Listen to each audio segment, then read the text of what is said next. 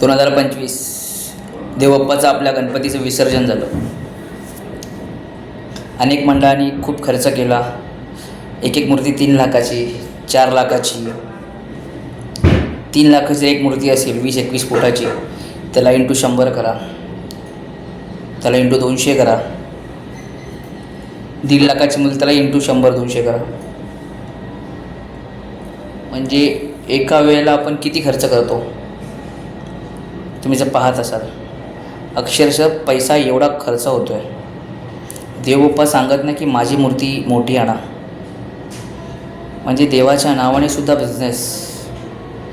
देवबाप्पाचं एवढंच सांगणं की माझी आरती प्रामाणिकपणे करत आहे, मला घरात 11 दिवस बसवत आहे, मंडळात 11 दिवस बसवत आहे, प्रामाणिकपणे बसवा आणि विसर्जन करा.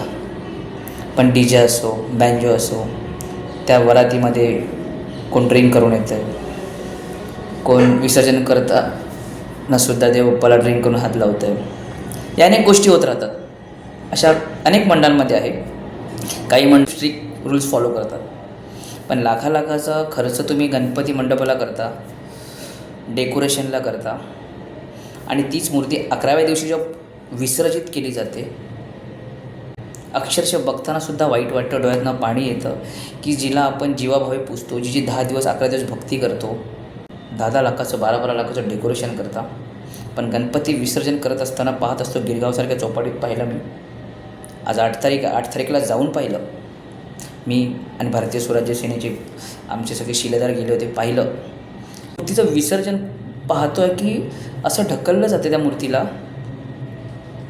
तिला ढकललं जातं. ती वाकडी तिकडे पडलेली असते, कुठे हात तुटला आहे, कुठे पाय तुटला आहे. मग कुठे आहे देवबाप्पा? मी देवबाप्पावर शंका नाही करत आहे. देवावर श्रद्धा ठेवा, अंधश्रद्धा नको. देव सांगत नाही की माझी 20 फुटाची 50 फुटाची ना. अरे हा तुमचा मंडळाचा कॉम्पिटिशन आहे. तुमच्या कॉम्पिटिशनमुळे तुम्ही भक्तांना वेठीस धरता ना. भक्तसुद्धा आंधळे आहेत. आता मला हे माहिती आहे, तुम्ही सांगता की आम्ही भक्तांना सांगितलं नाही या देवा. आपल्या घरात गणपती आहे, तो 1 फुटाचा 2 फुटाचा असो, तो गणपतीसुद्धा श्रद्धाळू आपण त्याच्यावर पूजा करतो. तिथेच असल्यानंतरसुद्धा लोक लालबागच्या राजाला गर्दी करतात. गणपती बघायचा म्हणून ट्रेन ठीक आहे, बघायला जा. पण त्या लालबागच्या राजाला एवढी गर्दी करतात की अक्षरशः म्हणजे नवसाला पावणं. म्हणजे मी त्याकडे गेलो की माझी सगळी इच्छा पूर्ण. मग तुमचा घरचा गणपती चुकीचा आहे का? देवावर श्रद्धा ठेवा, अंधश्रद्धा नाही. या गोष्टी का सांगतो आहे? आज हे सगळं गिरगावची घाण जेव्हा साफ करत असताना महानगरपालिका ते पाहिलं आहे की तिथे लोक त्या मूर्त्यांना तोडत आहेत आणि कचऱ्याच्या डब्यात टाकत आहेत. म्हणजे तुम्ही 11-15 दिवस पूजा करताना, लाख रुपये खर्च करताना, 10-15 लाख रुपये, मग विसर्जनला का नाही करू शकत? जर ती तुमची अवकात नसेल तर आमच्या बाप्पाचं विटंबना करू नका, देवाची विटंबना करू नका.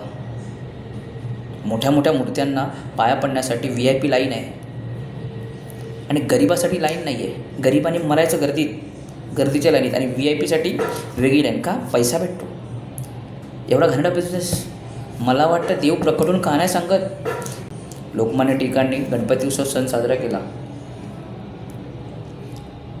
समाज परिवर्तन व्हावं, एकत्र व्हावं त्यासाठी. पण इथल्या नालायक निर्लज्ज लोकांनी, इवन राजकारणी लोकांनीसुद्धा ह्याचा बिझनेस केला, कॉम्पिटिशन केला. आज मंडळामध्ये 20-50 फुटाची मूर्ती आणली जाते आणि ती मूर्ती विसर्जित करत असताना त्या मूर्तीला जसं गटारात कचरा फेकला जातो ना, तसं त्या मूर्तीला फेकलं गेलं आहे. दुर्दैव. महाराष्ट्राच्या, देशाच्या प्रत्येक पिढीला मला सांगायचं आहे, हा ट्रेंड आम्हाला बदलावा लागेल.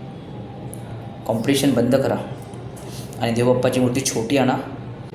कोकणात जाऊन बघा, घराघरात छोट्या मूर्त्या असतात, त्याचं विसर्जन कसं केलं जातं.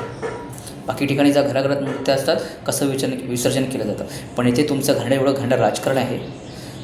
राजकारणी लोक राजकारण करतातच, पण मंडळातली माणसंसुद्धा माझा मोठा, माझी एवढी तयारी. अरे तुम्ही मंडळाची तयारी करा, पण विसर्जन करताना माझ्या बाप्पाला प्रामाणिकपणे विसर्जन करा, चांगलं विसर्जन करा. पुन्हा सांगतो आहे, व्हिडिओ संपवतो आहे, पण महाराष्ट्र जनतेला मला सांगायचं आहे, तरी तुम्ही श्रद्धा असो या अंधश्रद्धा असो, श्रद्धा ठेवून देवाची पूजा करा. अंधश्रद्धा म्हणून भक्तिभावाने एवढं व्हिडिओ नका की देवाच्या नावाने पैसा कसा लोकांकडनं खेचताय तो खेचताय.